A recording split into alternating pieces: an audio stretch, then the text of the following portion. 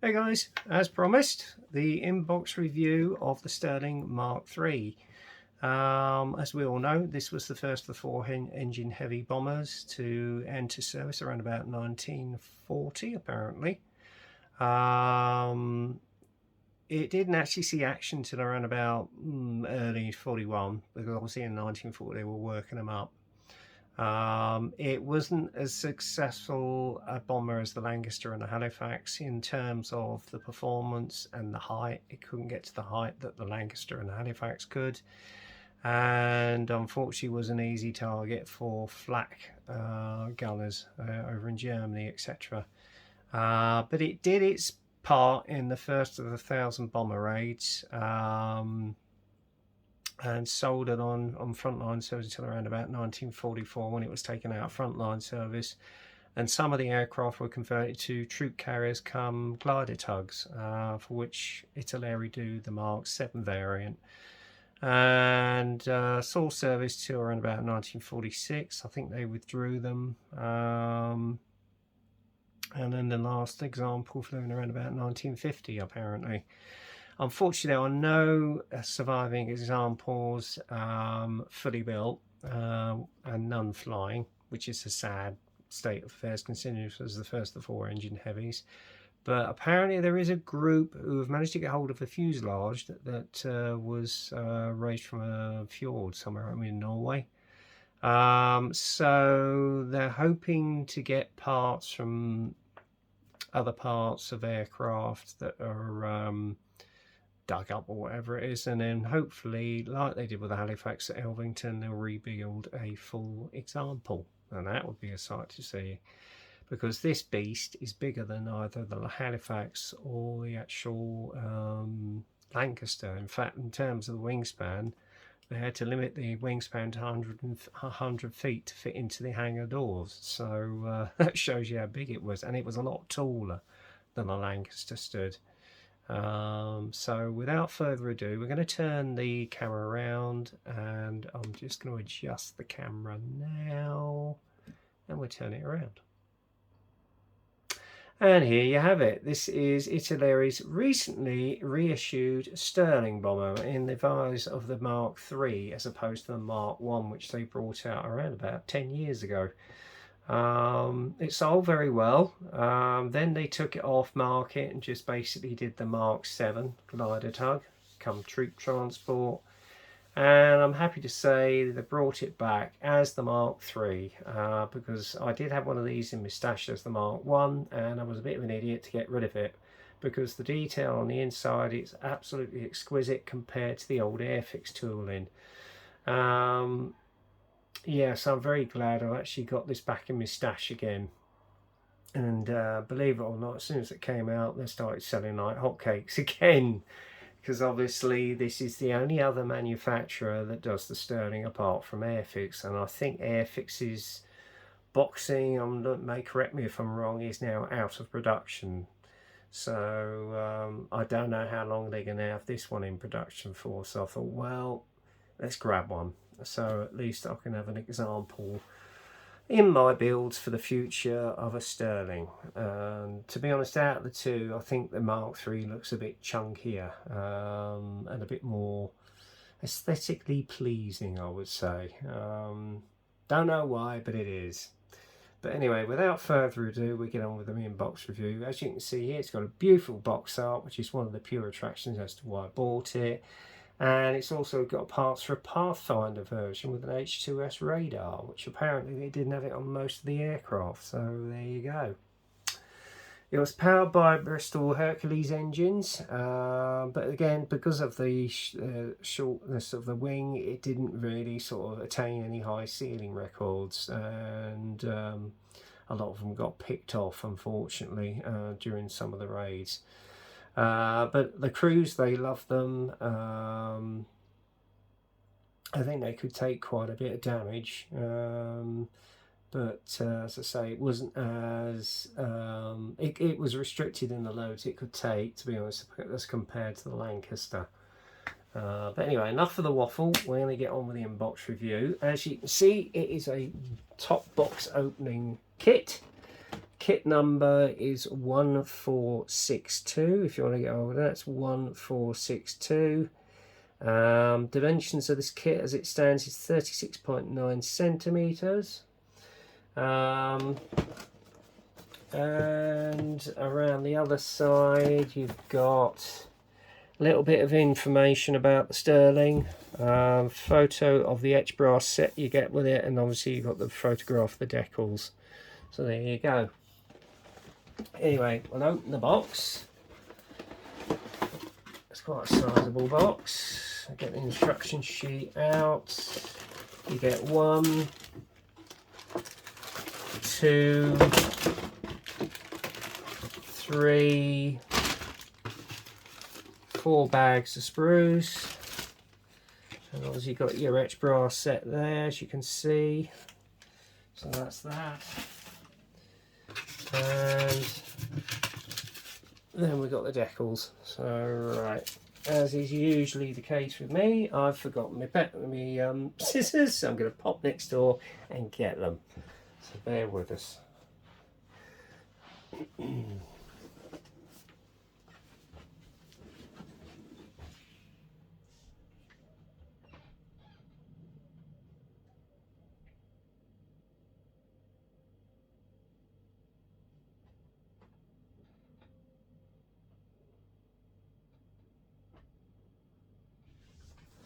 Right, that didn't take half as long as I thought it was going to take, so let's get on with the review.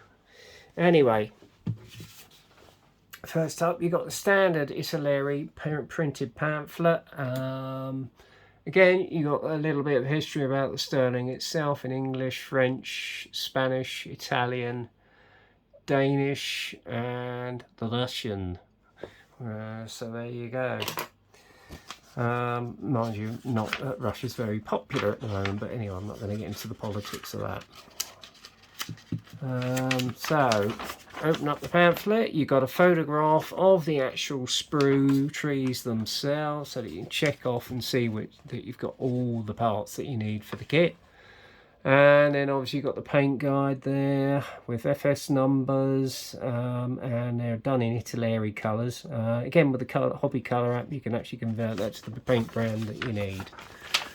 And then the first assembly is, believe it or not, the pilot seat, which you can see there with the headrest, the frame, etc. And then obviously you've got some belts which are part of the etch brass set. So there you go. And then obviously you've got the assembly of the main control column with the throttle levers that you can see there.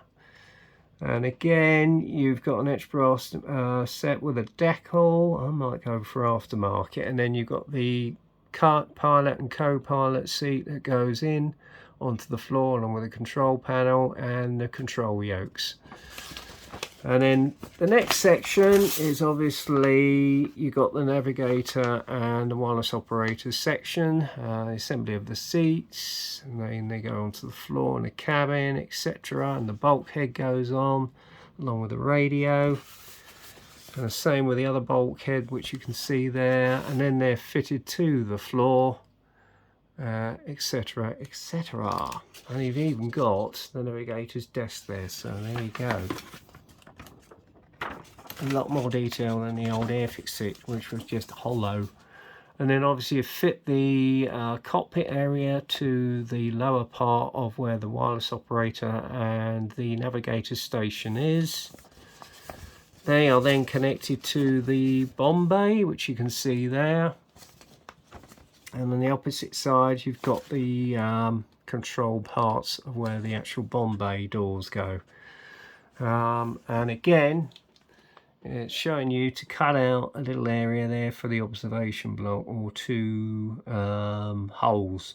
So there you go. And then obviously you've got the engineer's station which goes in, and then obviously you've got the windows as well. And again the same on the opposite side, on the other side of the fuselage, and as you can see it's quite nicely detailed inside. And then obviously you fit the actual internal workings to the rear, the right side of the fuselage. And then obviously you've got the assembly of the front turret, which you can see there. And that goes in as well. Probably have to pre-paint that before you put it in. And then you got the assembly of the tail wheel area, which you can see there. And then I'm not quite sure what that is supposed to be, but it's a little bit of etched brass there. I think it's the fire extinguisher, which you can see there, which goes at the back of the aircraft, along with some other lumps and bumps for the interior, which you can see there, including the chemical toilet. And then obviously you've got the mid-upper turret, which goes in as well, is assembled. And then once that's done, you button up the fuselage, which you can see there. And then obviously you've got the glass that goes on the rear entry door, etc. Okay. And then you've got the assembly of the tailplanes, which you can see there, and the actual elevators. They go into the back place, and then you've got tail unit and the elevator as well. Tailplanes go into position as well. Top glass goes on, the canopy goes on, the observation block glass goes on, and then there's some internal workings in the canopy itself, so which is a nice touch. Now, you can either have the bomb bay doors open, as is illustrated here, or closed. For me, I'm going to keep them open. And then obviously you've got the assembly of the actual bombs, which you can see there. And then you've obviously got the placement of the actual bomb load, which goes into the bomb bay, and the placement of the actual bomb bay doors as well. And then obviously you've got the escape hatch there as well. Okay, and then obviously you've got the rear escape hatch, part of the transistor which goes there, and this is the H2S radar for the Pathfinder version if you're going to build that. And then obviously you've got the rear assembly of the tail gear doors, etc., or you can have it closed. Then you're going on to the wings, and then it's demarcating where you need to cut out for the landing lights, etc., port and starboard. And then obviously you've got a radiator grill which goes on to the lower part of the actual fuselage as well. Or is it landing lights? I can't remember. Then the bombs go into the bomb bay, which you've got there on the wing, because these things that actually have bomb bays in the wings as well. And then obviously you've got the elevator doors, bomb bay doors which go in if you need it open.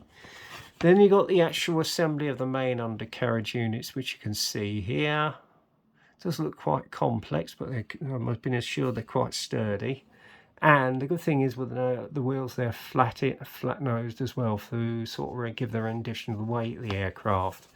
Then they are fitted onto the underside of the wing and the undercarriage bay there, which you can see. Again on the opposite side again. Or if you want the undercarriage doors up, there's the illustration and guide to do it, as you can see there.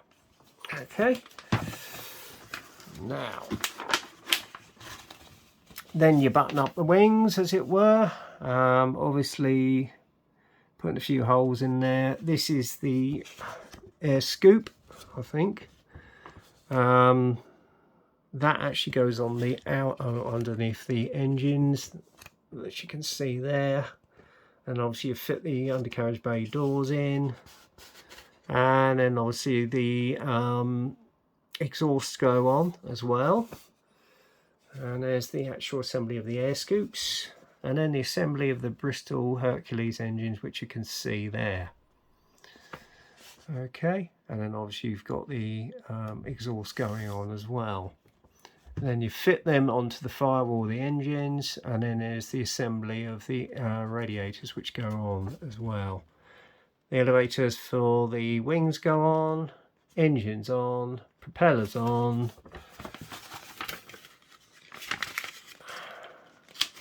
And then obviously you've got the assembly of tail end Charlie and the tail end turret, which you can see there. Highly detailed, which is much more detailed than this awful figures I used to have on the Airfix kit. Wings go on. And then you've got one assembled kit. So first option, which is probably the option I'm going to go with, is a well-known Stirling of 199 Squadron at North Creek, 1944, which is the old Jolly Roger of 199 Squadron, which you've got the colour call-outs for there. Okay, and then the second option is of a Stirling from 149 Squadron at Mildenhall, 1943. And obviously with this one you've got the mixture of different coloured bombs on that one. And again, the final version is of an Stirling from 1660th conversion unit at Swinderby, around about September 43, and that's the one with the H2S radar, the Pathfinder variant. There you go. And that is the basic assembly instructions of your kit. Right, coming up next is the actual kit parts. Now, some of these bags I've actually unsealed already. So I'm going to show you one of the wings. Again, look at the detail on it. It's exquisite, especially with the actual rivet detail. And then obviously you've got the interior detail of the actual bomb bays in the wings. So that's beautifully, beautifully done. You've got the elevators there. Again, you've got some nice texture on there. And then you've got the tail planes there as well. Again, nice rivet detail there.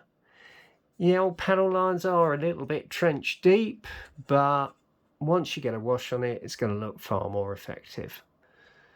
So there you go. And the riveting detail is at a minimum, unlike the old Airfix kit. So you've got some nice surface texture there. Beautifully done. Right. Next on up, on the other one, you've got Tail End Charlie turret, which you can see here. You've got the back doors, which have been beautifully replicated. You've got the MG24 machine guns and the ring and turret ring. So that is nicely done there. Right, I'll pop that back in the bag.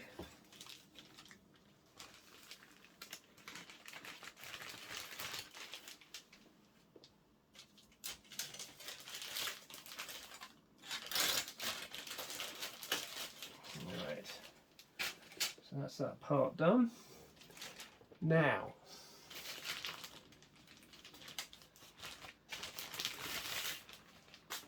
some other parts that we've got here. You've got the exhaust stacks, which you have beautifully produced there. Some of the air scoops, propeller blades, not an ounce of flash on them, beautifully reproduced. Internal framework for some of the actual fuselage. And there's your actual tail wheel, again nicely reproduced, and other lumps and bumps, and I think this is the units for the undercarriage, so then faithfully reproduced, which you've got there. Oops. And then obviously you've got the tyres here, which are basically weighted, which is a nice touch. And then you've got the various parts of the Bristol Hercules engines, which you can see there, and that is beautifully sculpted. And again, there's the bulbous part for your H2S version, and undercarriage bay doors nicely reproduced, outer part of the rings of the engines, and some nice detail there of the engine covers, beautifully reproduced. And obviously you got some more tailplane units there by the looks of it, and elevators. So I think these are from the earlier B Mark 1 variant. And then obviously you've got your bombs, your undercarriage, your bomb bay doors, which are right there. And again, the only problem is on the interior. Yeah, as you can see, you've got some injection mold marks, which is going to be a major pain in the arse. So filling them up and sanding them down is going to be a lot of fun. So that's the only drawback on this kit. And again, on the internal works of the actual undercarriage bay doors, look at that, isn't that gorgeous? Now you don't get that on the old Airfix kit. So there you go. And then obviously you've got your control yoke there as well. What else have we got? I was trying to point out to you. Oh yeah. Oops, hang on. Move the light in. Sorry about that, guys. What else I was going to point out? Oh yeah, and then obviously you've got the air scoops here. Major parts of those. It's nicely reproduced. I won't show you the same one again because it's two of the same sprue, so that's that done. And then obviously you've got the major part of the aircraft, which is the fuselage. Again, beautiful rivet detail and skin texture on that. Yes, the panel lines are a little bit trenchy, but in terms of the actual kit, it's a lot more detailed than the old Airfix one. Because that one was virtually covered in just rivets. This one has got riveting detail, but to a minimum, which you can see there. Beautifully reproduced. Okay, and even on the nose, which you've got there. And in the interior of the fuselage, again, you've got some nice internal framework there. And that will look beautiful coming up with a wash and getting it nicely weathered. And again on the rear of the fuselage as well, which you can see there's some nice internal framework, especially if you've got the actual entry door open. So yes, nicely reproduced. And again with the turrets, nose turret, you got the back doors there reproduced. Machine guns are nicely faithfully reproduced. That's the actual mechanism there. And then obviously you got parts of the actual interior there. And again, even the bomb bay itself, look at the detail on that. Gorgeous. With a bit of weathering that's going to come up well. And then obviously you've got the bulkheads for the internal parts of the aircraft. This is the lower floor, which you can see where the navigator and wireless operator are. Again, nicely done. And even on the actual back entry doors, you can see, if I'll get my finger there, look at the detail on that. Beautifully reproduced. Radios are nicely reproduced as well, etc. And then obviously you've got the upper part of the bomb bay there, which affixes to the floor. And the mechanism for the bomb bay there. And then obviously you've got the floor for the cockpit, which you can see there. And various workings. And then obviously got the instrument panel for the engineer, which you can see there, nicely reproduced right here. Lovely radio deck here as well. And then obviously there's your fire extinguisher, and that's the rear hatch to get into the rear turret. I think I might be wrong. And then obviously you got some nice detail there with the curtain for the internal workings. Nicely done. And there is a little air scoop as well. I think that was the heater or something, or something, I'm not quite sure. And even the fire extinguisher, that's got a nice level of detail on it as well. So very nice indeed. And then obviously on this one, you've got some more dials on there as well. Beautiful, absolutely beautiful. I'll tell you what, this is going to build up into an impressive looking kit. And then obviously the last bit, as regards to sprues, oh, and it's just fallen out, is the actual canopy. Clear as a daisy, and I think you can actually add one. I think actually do a masking set, and obviously with a bomb aimer's position there through the glass. Lovely. And even the internal wheel, yeah, in fact you've got the glassware for the turrets there. That is beautifully clear, faithfully reproduced, and again I think everyone will do an actual masking set for those as well. So very nice indeed. So yes, just as beautiful as its predecessor that was released some years ago. And then finally you've got the etched brass parts there for the internal workings, which you can see there, and the cockpit panel looks lovely. So yeah, that's going to look impressive too. So yeah, we've got the magnetos for the engines, etc. Really nicely done. And then finally, there's your decal sheet, which you've got right here. Admittedly, it is a little bit, looks a little bit thick, but I'm sure it will bed down okay. And obviously, if you don't want to paint up your instrument panel, you got that as an alternative. So there you go. And then there's all your stencils there, which there's not a lot. But as I say, you've got your various variants there. And I'll be building L1525, the Jolly Roger. So there you go. So yeah, that is the Stirling Mark III from Italeri in 1/72, and I have to say it's just as beautifully reproduced as its predecessor, the B Mark I. I'm just going to put these bits back in the bag. Now I did pay a tidy price for this, I must admit. I think it was around about £39. It don't come cheap, but you're getting plenty for your buck, and which is much more than I would say for the Airfix kit. With the Airfix kit, if you wanted to detail that one up, you had to get hold of the Ensign models etch brass set, which I don't think you can get hold of now, because at one stage my Ensign went out of business.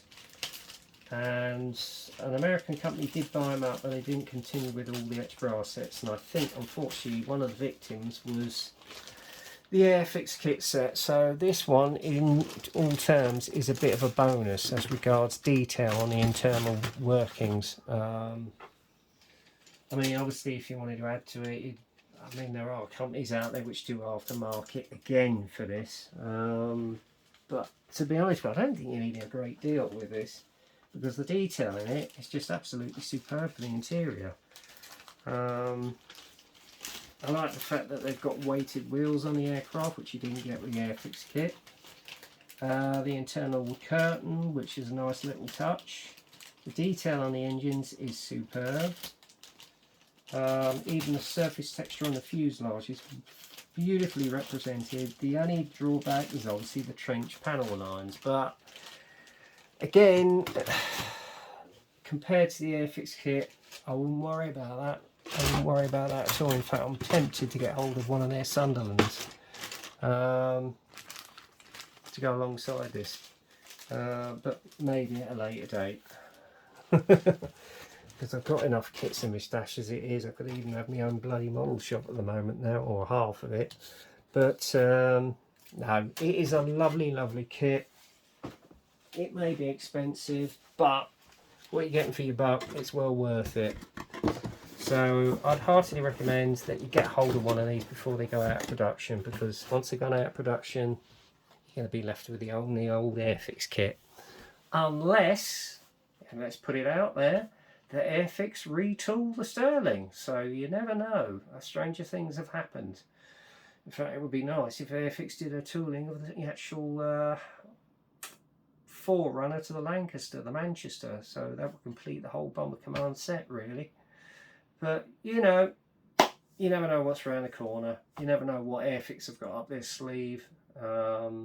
We shall see. Anyway, in the meantime, go out and get one of these. Yeah, they're a little bit on the pricey side, but they're well worth the buck considering what you get in the kit itself. So there you go. Anyway, that's the end of this much promised inbox review. I think the next one's going to probably be, let me think, probably going to be the Airfix Wellington Mark II with the Merlin engines. But as and when I do that, I don't know, it depends on life, but there you go. Anyway, hope you enjoyed this inbox review. So until the next time, stay safe, get kit crazy, and I'll catch you next time. Cheers for now. Bye.